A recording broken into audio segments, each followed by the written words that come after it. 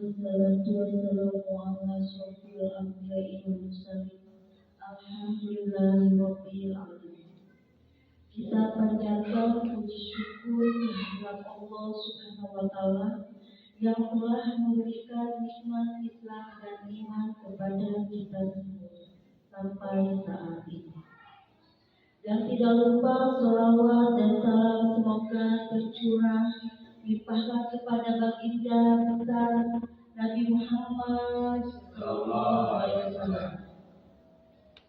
Yang terhormat Ibu Kepala Sekolah dan yang saya hormati dan saya banggakan rekan-rekan Dewan Guru SDN Impres Cipesang. Baiklah, saya akan membacakan susunan acara. 1. Pembukaan. 2. Sambutan sekaligus pembukaan kegiatan. 3. Kegiatan inti. 4. Penutup atau doa. Baiklah, untuk membuka acara ini kita bersama-sama membacakan Bismillahirrahmanirrahim. Baik, sambutan yang kedua yaitu sambutan sekaligus pembukaan kegiatan yang akan dibawakan atau yang dipimpin oleh Ibu Kepala Sekolah kepada Ibu Lilis Sri Suprihatin SPD. Kami persilakan.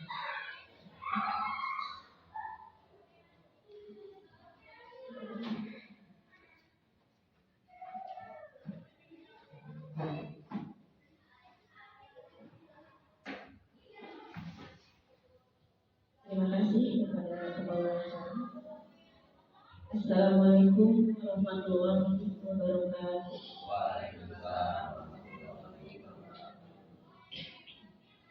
Puji syukur mari kita panjatkan kehadirat Rabbi, karena berkatnya kita bisa berkumpul di tempat ini untuk melaksanakan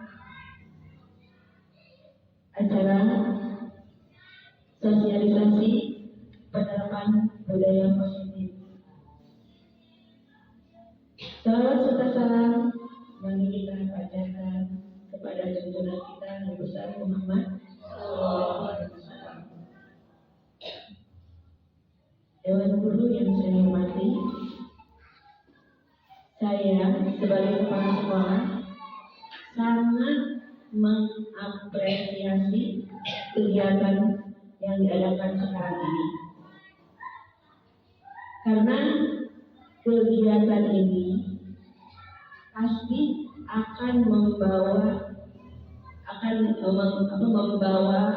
dan memberikan banyak manfaat bagi kita sebagai guru, pada guru, dan manfaat untuk kemajuan sekolah kita. Harapan saya sebagai kepala sekolah, semoga guru-guru yang lain juga bisa juga melaksanakan hal seperti ini, supaya kita semua minimal di sekolah ini kita saling berbagi ilmu dan mendapat manfaat yang besar untuk kemajuan anak-anak kita dan kemajuan sekolah kita.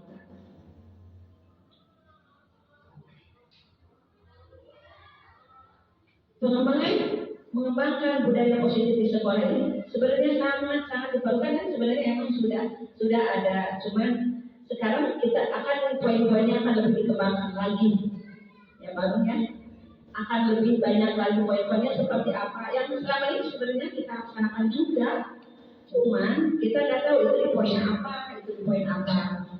Nah, sekarang nanti kita sama-sama dengarkan paparan dari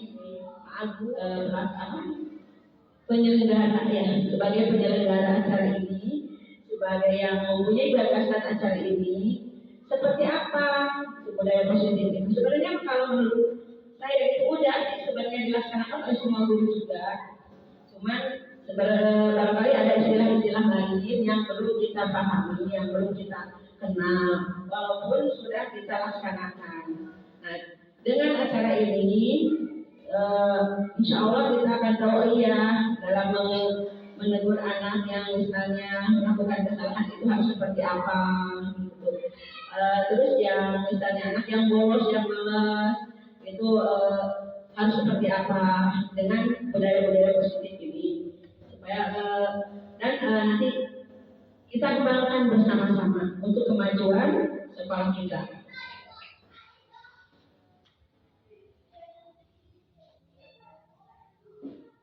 Dengan menerapkan budaya positif di sekolah kita, insya Allah sekolah akan makin baik dan semoga dan insya Allah pasti akan lebih baik. Tinggal kitanya belajar lebih baik lagi. Rupanya tidak banyak lebar, saya buka acara ini, acara sosialisasi ini kita buka.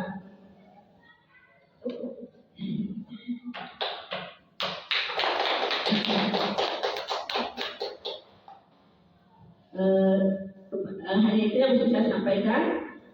Assalamualaikum warahmatullahi wabarakatuh. Kepada Ibu Kepala Sekolah untuk sambutan dan pembuka kegiatan pada hari ini. Baik, acara telah selesai. Mari kita tutup acara dengan membacakan hamdalah. Alhamdulillahirabbil alamin. Yang berkaya, Assalamualaikum warahmatullahi wabarakatuh. Assalamualaikum warahmatullahi wabarakatuh. Mohon izin yang terhormat Ibu Kepala Sekolah dan yang kami hormati, kami banggakan rekan-rekan Dewan Guru Negeri Kristal. Alhamdulillah, bersyukur kita panjatkan kepada Allah Subhanahu Wa Taala bahwa pada kesempatan pagi ini kita masih diberi kesehatan untuk beraktivitas seperti ini. Salawat serta salam semoga kepada Nabi Muhammad Sallallahu Alaihi Wasallam. Rekan-rekan yang kami hormati, izinkan saya Muhammad Abu Putra, guru kelas 6 SD Negeri Besar yang sedang mengikuti kegiatan calon guru penggerak akan melakukan diseminasi terkait sosialisasi penerapan budaya positif di sekolah. Ini yang kita ini. Rekan-rekan yang terhormat, kegiatan diseminasi ini merupakan salah satu yang harus kami lakukan sebagai salah satu tugas untuk memilih calon guru penggerak. Baik, rekan-rekan yang terhormat, berbicara budaya positif, budaya positif itu mungkin tanpa kita sadari sudah kita lakukan sehari-hari. Karena dari semenjak saya memilih 2004 pertama mengajar sekolah ini, di sekolah ini ternyata sudah melakukan dampak positif, budaya positif, dan contoh misalkan anak itu kalau masuk setelah mengucapkan salam ke pintu, terus juga mereka bersalaman, itu merupakan salah satu bentuk budaya positif. Nah, sebelum itu kita akan harus mengetahui dulu apa itu budaya positif. Budaya positif itu adalah nilai-nilai atau keyakinan, nilai atau keyakinan yang dibangun dalam jangka waktu yang lama. Jadi budaya itu tidak instan ya, jadi dengan waktu yang lama, di mana budaya itu akan bercermin pada sikap keseharian seluruh komponen yang ada di kelas ataupun sekolah. Jadi budaya itu akan timbul kalau dilakukan secara kontinu. Itu yang pertama. Selanjutnya itu terkait selain budaya positif itu tentu akan terkait juga yang namanya disiplin positif. Disiplin positif itu apa? Disiplin positif itu adalah model, salah satu model disiplin yang difokuskan pada perilaku positif murid, agar murid itu memiliki pribadi yang penuh rasa hormat dan penuh rasa tanggung jawab. Disiplin positif mengajarkan keterampilan sosial dan emosional dan keterampilan kehidupan yang penting dengan cara mereka melakukan dengan menghormat, menyusahkan hati dan tidak hanya bagi murid, tapi hal tersebut atau disiplin profesi itu juga melekat kepada semua warga sekolah. Berikutnya, dalam kehidupan itu, apalagi di sekolah, di dunia pendidikan, ada 3 motivasi. 3 motivasi perilaku kita sebagai manusia. Di mana ketiga perilaku itu, 3 motivasi perilaku itu diantaranya yaitu satu, kita akan melakukan sesuatu itu jika ada untuk supaya kita tidak tidak terkena hukuman atau menghindari ketidaknyamanan. Jadi motivasi manusia itu ada dia melakukan sesuatu itu kalau dia takut dihukum, takut disalahkan. Itu mereka melakukan disiplin tersebut. Misalkan guru takut nanti dapat teguran dari kepala sekolah sehingga dia datang tampil sesuai jadwal tertentu. Yang kedua, motivasi yang ada pada manusia itu adalah supaya manusia itu mendapatkan suatu imbalan, ya, suatu penghargaan, baik itu dari temannya ataupun dari pimpinannya. Ya. Itu motivasi kedua. Yang ketiga adalah motivasi ingin menjadi orang yang mereka inginkan, jadi ingin menjadi pure hati nurani mereka, ya, di mana mereka ingin merasa dihargai, dihormati, ya, dengan nilai-nilai yang mereka percaya sendiri. Seperti itu. Itulah ketiga motivasi perilaku manusia.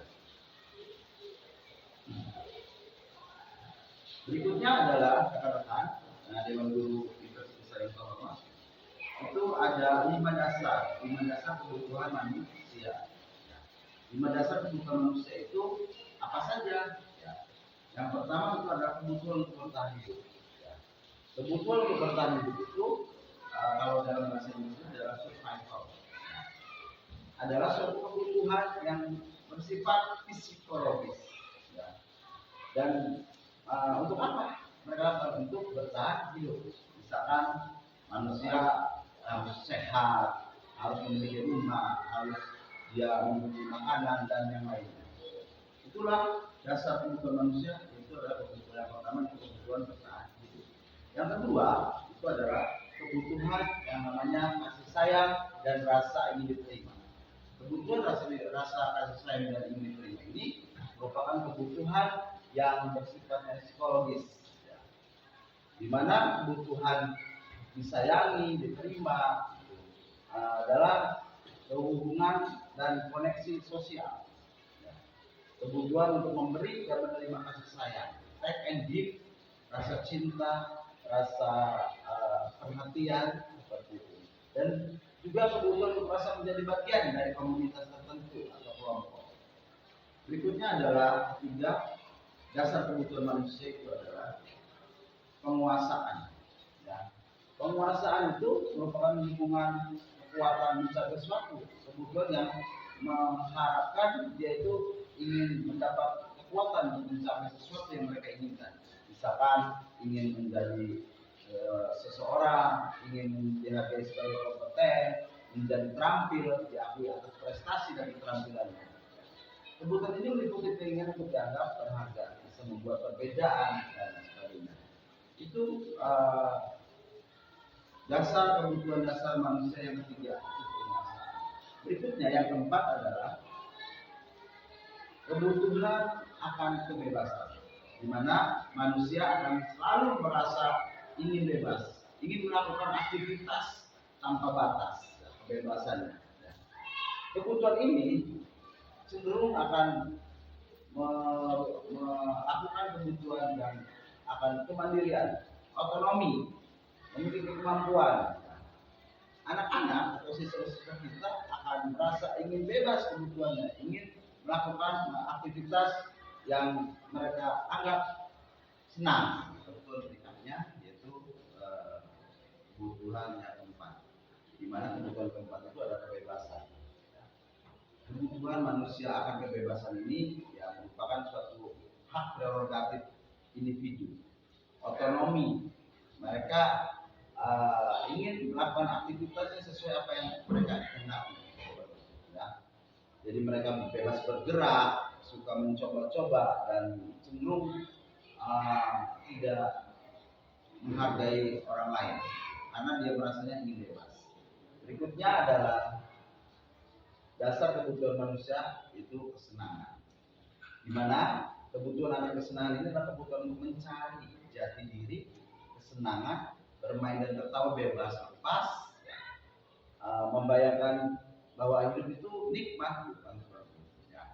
Jadi yang memiliki dasar kebutuhan manusia yang seperti itu ya tidak memikirkan hal-hal yang kompleks. Jadi mereka ingin senang saja dalam hidup itu, jangan dibawa rumit, sulit.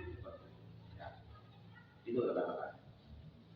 Nah, berikutnya saya akan mempresentasikan terkait posisi kontrol, di mana posisi kontrol itu adalah hal yang sering kita lakukan di sekolah. Kita selaku guru kadang memperlakukan siswa itu memposisikan diri sebagai apa. Rekan-rekan harus tahu, dan mungkin rekan-rekan sudah ada yang tahu bahwa posisi kontrol itu ada 5. Di mana yang pertama itu posisi kontrol sebagai penghukum. Yang kedua, posisi kontrol sebagai perasa bersalah. Yang ketiga, posisi kontrol sebagai teman. Yang keempat, posisi kontrol sebagai pemantau. Dan yang terakhir, yang kelima yaitu posisi kontrol sebagai manajer. Berikutnya apa sih? Bagaimana sih ciri dan indikatornya apa? Kita akan saksikan sama-sama sebagai berikut. Untuk posisi kontrol sebagai penghukum, kita selaku guru kadang sering melakukan kegiatan-kegiatan penghukuman kepada anak kalau anak itu melakukan kesalahan, di mana posisi kontrol sebagai penghukum ini biasanya terbentuk hukumannya fisik ataupun ada juga yang verbal. Guru yang menjalani posisi penghukum senantiasa selalu mengatakan bahwa sekolah merupakan sistem atau alat yang menekan murid-murid. Kadang guru itu akan kalau melakukan di posisi kontrol itu biasanya akan berkata seperti ini. Peraturannya apa? Kamu terlambat 15 menit, apakah kamu sudah mengerti? Berikutnya, konsekuensi yang harus dilakukan jika terlambat itu apa? Sanksi atau konsekuensinya seperti apa? Itulah posisi kontrol seorang guru jika sebagai pemantau. Berikutnya, ini posisi manajer. Menurut kami yang terbaik, menurut saya yang terbaik adalah rekan-rekan itu harus memposisikan diri sebagai manajer, posisi kontrol sebagai posisi kontrol manajer. Di mana posisi kontrol manajer ini adalah memposisikan kita selaku guru dalam mempersiapkan murid supaya murid tersebut bisa mempertanggungjawabkan perilakunya agar mereka sendiri murid tersebut yang dapat menemukan solusi atas permasalahannya sendiri. Ya, jadi kita sebagai guru hanya membimbing, hanya memberikan masukan-masukan. Biar siswa kita atau murid kita sendiri yang mengetahui, oh iya, solusinya harus seperti ini. Kalau masalahnya seperti ini, solusinya harus seperti ini. Seperti itu ya. Jadi menurut kami yang terbaik adalah posisi kontrol sebagai manajer. Jadi seorang guru itu memposisikan diri sebagai manajer, bukan sebagai penghukum. Karena apalagi zaman sekarang posisi menghukum itu apapun itu alasannya tetap tidak baik. Tidak baik menghukum anak kalau melakukan kesalahan. Karena sesuai dengan filosofis Ganjar Dewantara bahwa guru itu harus dapat menuntun, bukan menuntut. Berikutnya rekan-rekan yang terhormat itu adalah ini materi tentang segitiga restitusi. Apa itu segitiga restitusi dan bagaimana bentuknya nanti kita akan bahas di slide berikutnya, dan mohon perhatiannya sekali lagi pada rekan-rekan. Nah, baik. Segitiga restitusi itu seperti ini. Jadi seorang guru itu kalau misalkan ada siswanya yang bersalah, jangan langsung menjudge siswa itu bersalah, tetapi harus kita lakukan beberapa langkah supaya anak tersebut tahu kesalahannya, tahu cara mengatasi kesalahannya. Yang pertama itu kita harus menstabilkan identitas. Apa sih yang mereka lakukan itu salah atau tidak? Biasanya ya kita stabilkan identitas. Berikutnya apa? Itu adalah validasi tindakan yang salah. Setelah kita tahu misalnya siswa itu terlambat contohnya misalkan, jangan kita kamu itu terlambat tidak. Tapi rekan-rekan sebaiknya kita validasi dulu tindakan yang salahnya apa. Kita panggil secara personal, ya, kita obrolkan di situ biar anak itu menyadari sendiri kesalahan. Dengan cara apa tadi itu memvalidasi tindakan yang salahnya. Misalkan biasanya kita melakukan beberapa pertanyaan yang menggiring pemikiran anak supaya bernalar kritis. Apakah yang kamu lakukan sudah betul? Apakah kamu tidak malu? Apakah kamu sebaiknya bagaimana? Itu adalah untuk lihat validasi yang salah. Biar mereka tahu, oh iya kalau saya terlambat ternyata ini ya. Seperti itu ya. Jadi tidak lagi harus kita bentak segala macam. Berikutnya itu adalah menanyakan keyakinan. Rekan-rekan, menanyakan keyakinan seperti itu. Jadi di awal tahun biasanya, karena mungkin di kita belum terbiasa untuk melakukan yang namanya keyakinan kelas. Nanti kita akan bahas di slide berikutnya keyakinan kelas itu apa. Itu nanti ada gunanya di segitiga restitusi ini sebagai mereka merasa apa ya, oh iya saya sudah melakukan kesalahan, sehingga kita harus menanyakan juga keyakinan apa yang sudah kamu tulis saat keyakinan kelas tersebut. Biasanya kita selalu menanyakan bagaimana komitmen kamu untuk menjadikan keinginan kamu itu sebagai itu. Jadi kita tanyakan, mengingatkan mereka kembali yang melakukan kesalahan itu terkait apa saja yang mereka tulis dalam keyakinan kelas itu. Ini juga. Jadi ada 3 langkah di segitiga restitusi untuk memahami siswa menjawab berbagai masalah, berbagai solusi permasalahan di dunia pendidikan itu dengan segitiga. Yang pertama adalah menstabilkan identitas, kedua memvalidasi tindakan yang salah, dan yang ketiga adalah menanyakan keyakinan. Gitu. Selanjutnya itu ada tentang keyakinan kelas. Ya. Keyakinan kelas yang tadi saya bilang, saya tadi informasikan bahwa keyakinan kelas ini sebetulnya sebaiknya kita lakukan saat awal tahun ajaran baru, saat masuk, bisa di hari-hari 3 hari saat MOS kalau SMP, kalau di SD pengenalan lingkungan sekolah itu bisa kita bahas ya. Dimana keyakinan kelas ini ada hari saat MOS kalau SMP, kalau di SD pengenalan lingkungan sekolah itu bisa kita bahas ya. Dimana keyakinan kelas ini adalah sekumpulan ya, norma aturan yang dilakukan antara yang berkolaborasi antara guru dan siswa. Di mana keyakinan kelas itu tidak hak prerogatif guru yang membuat aturannya selalu banyak itu, tidak. Tetapi itu adalah hasil dari curah pendapat siswa dan mereka bebas mengeluarkan pendapatnya dengan tidak ada kata jangan, tidak ada kata dilarang, tetapi dengan kata-kata yang membangun positif, kata-kata yang apa ya, supaya siswa itu semangat. Dan ingat sekali lagi bahwa apa yang mereka buat adalah kesepakatan, apa yang mereka buat adalah curah pendapat mereka. Jadi tidak ada paksa harus gini harus itu, tidak, tapi harus sesuai apa yang mereka pikirkan. Setelah itu mereka juga akan membuat keyakinan kelas itu harus apa ya, kita membuatnya jangan terlalu banyak. Jadi ada beberapa cara aturan bagaimana supaya keyakinan kelas itu bisa diingat oleh siswa, oleh kita, oleh warga kelas ya. Dan tentu akhirnya setelah keyakinan kelas juga akan menjadikan suatu keyakinan sekolah ya. Dimana melalui kelas-kelas, kelas 1, kelas 2, kelas 3, kelas 4, kelas 5, dan kelas 6 membuat keyakinan kelas. Tentu itu hasil dari per kelas itu akan menjadikan suatu keyakinan sekolah. Itu akan lebih baik lagi sekolah. Mudah-mudahan tahun ajaran depan ya, kita sudah melakukan pengembangan harapan kami sih setelah adanya sosialisasi ini kita give up untuk melakukan hal tersebut. Tidak ada kata terlambat. Nah, terkait keyakinan kelas itu ada beberapa hal yang harus kita lakukan. Yang pertama itu bahwa keyakinan kelas itu harus berbentuk positif kata-katanya. Yang negatif berbentuk positif. Berikutnya, keyakinan kelas itu tidak banyak-banyak, tidak terlalu banyak, ya.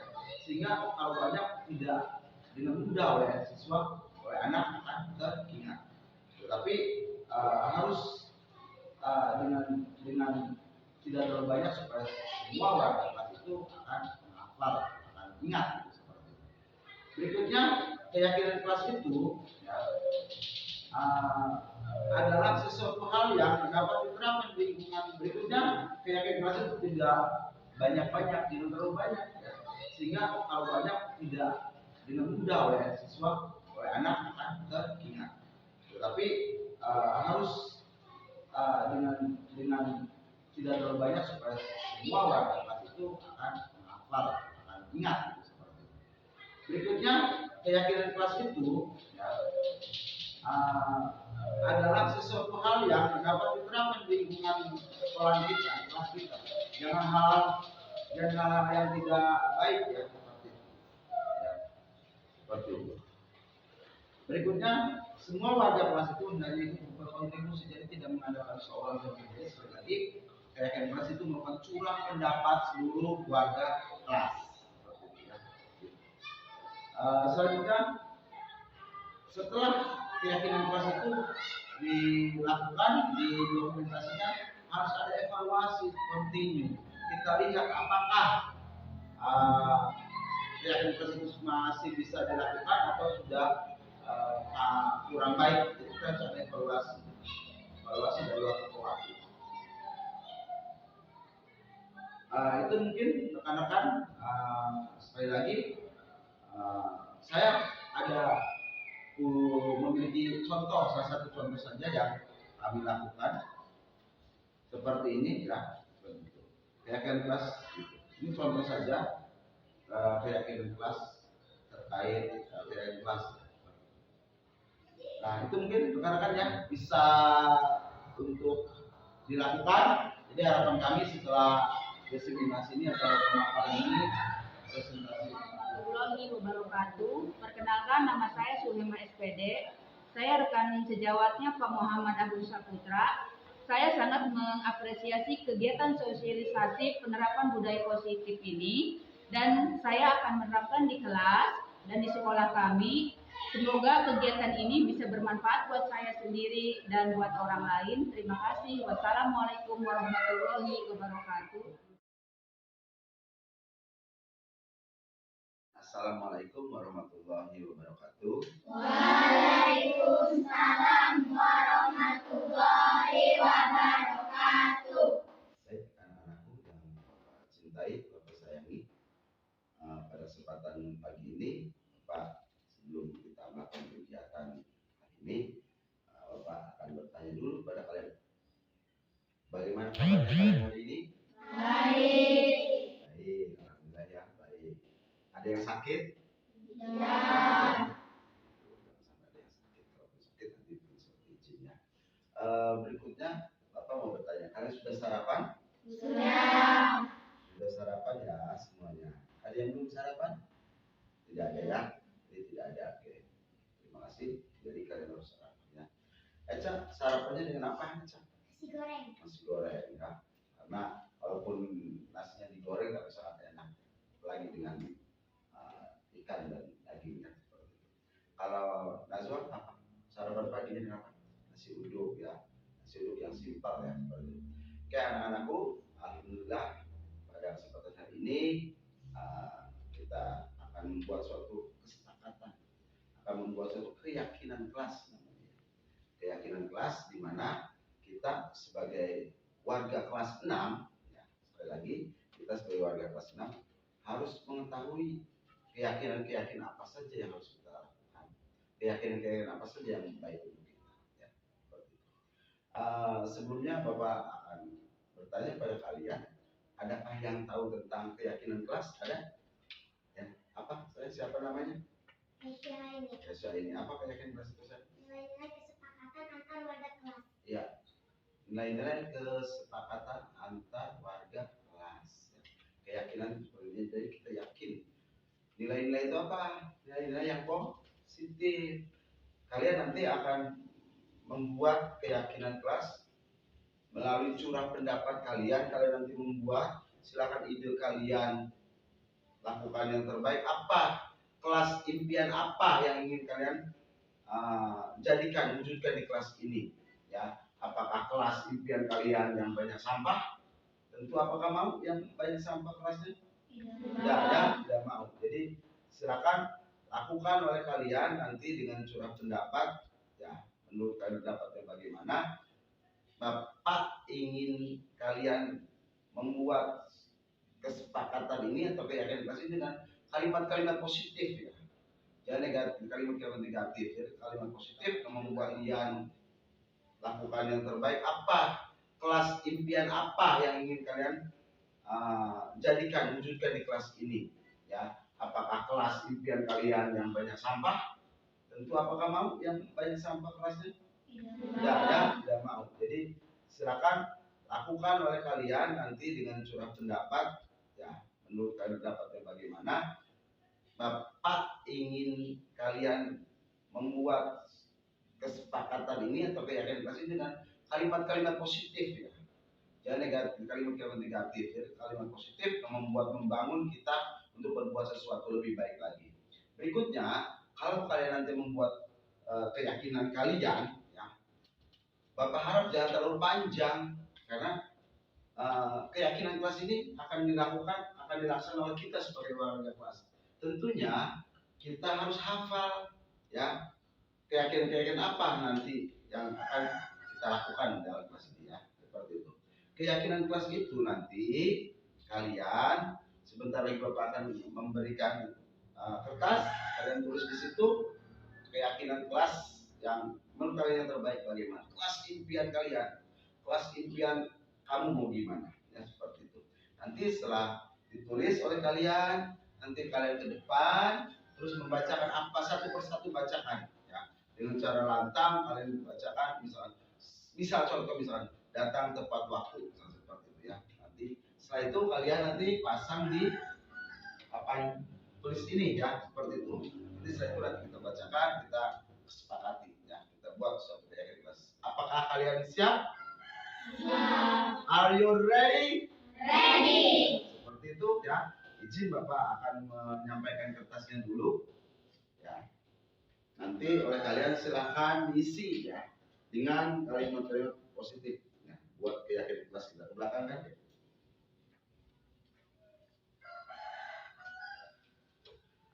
Belakangan saya.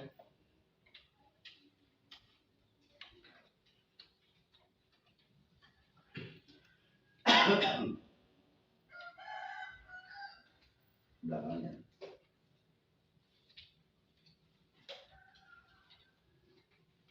Ada yang kurang? Ada yang kurang? Sudah cukup? Cukup? Ada yang kurang? Ada kebagian? Ada? Berapa lagi? Siapa yang tidak kebagian? Kebagian semua? Oke. Kalau sudah ada, silakan oleh kalian tulis dalam kertas itu keyakinan kelas kalian, ya. Mangga. Selamat bercurah pendapat.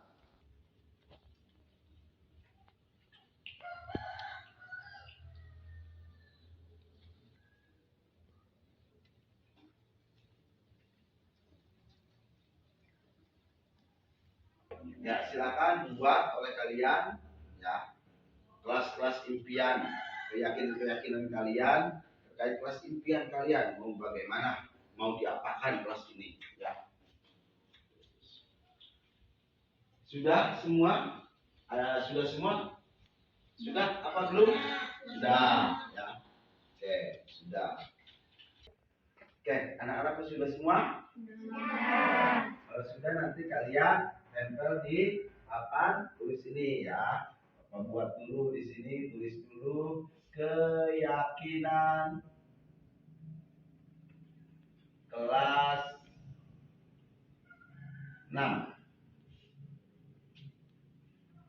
Kelas 6. Siapa? Ada yang mau duluan ke depan atau kita bagi kelompok dulu? Kelompok 1, 2, 3 ya. Seperti itu ya. Sepakat? Silakan kelompok 1 yang paling depan. Silakan. Bacakan saya. Keras ya. Mengumpulkan PR tepat waktu. Ya, mengumpulkan PR tepat waktu. Selanjutnya ya. Ya. Tidak berbuat curang pada teman. Ya, tidak berbuat curang pada teman. Silakan. Berikutnya. Silakan bacakan ya. Tidak boros. Tidak boros. Ya. Berikutnya. Melakukan piket kelas dengan baik. Melakukan piket kelas dengan baik. Selanjutnya. Ya, apa deh? Aktif dalam pembelajaran. Aktif dalam pembelajaran. Berikutnya kelompok 2 silakan. Erdi. Mengerjakan tugas tepat waktu. Mengerjakan tugas tepat waktu. Silakan. Menghargai pendapat orang lain. Menghargai pendapat orang lain. Selanjutnya. Masuk kelas tepat waktu. Masuk kelas tepat waktu. Berikutnya. Bacakan saya. Mengakui kesalahan. Ya, berikutnya. Ya, apa deh? Aktif dalam pembelajaran. Aktif dalam pembelajaran. Berikutnya kelompok 2 silakan. Erdi. Mengerjakan tugas tepat waktu. Mengerjakan tugas tepat waktu. Silakan. Menghargai pendapat orang lain. Menghargai pendapat orang lain. Selanjutnya. Masuk kelas tepat waktu. Masuk kelas tepat waktu. Berikutnya. Bacakan saya. Mengakui kesalahan. Ya, berikutnya. Menghargai sesama teman. Tempel ya deh. Berikutnya ya kelompok 3 silakan. Datang ke sekolah tepat waktu. Datang ke sekolah tepat waktu. Berikutnya silakan. Pakaian yang rapi, seragam yang rapi. Ya, berpakaian yang rapi atau seragam yang rapi. Berikutnya Menghormati guru. ya menghormati guru. Silakan selanjutnya saya. Apa? Menerima saran dari teman. Menerima saran dari teman. Berikutnya terakhir ya. Tidak mencuri barang teman. Ya, tidak mencuri barang teman. Oke, beri tepuk tangan untuk kita semua. Ini yang kalian tulis, kalian tempel di sini merupakan keyakinan kelas kita. Nanti oleh kalian, kita selaku warga kelas harus melaksanakan keyakinan ini. Ya. Jadi tugas berikutnya kita adalah kalian nanti bersama-sama akan melaksanakan tugas ini, ya, kesepakatan ini, keyakinan kelas ini. Nanti ini akan kita abadikan, nanti kita akan tempel di dinding, ya, dinding kelas kita supaya terbaca oleh kita semua, supaya kita selaku warga kelas bisa melaksanakannya dengan baik. Itu saja. Terima kasih, hebat, luar biasa, keren kalian. Bapak apresiasi ini demi kemajuan kelas kita, ya, seperti itu. Ada yang ditanyakan? Ya, sudah paham, sudah sepakat. Nanti kita akan dokumentasikan dan kalian nanti bisa lihat di pajang di banding kita, ya. Terima kasih, Bapak akhiri. Wabillahi taufiq wal hidayah. Wassalamualaikum warahmatullahi wabarakatuh. Waalaikumsalam warahmatullahi wabarakatuh.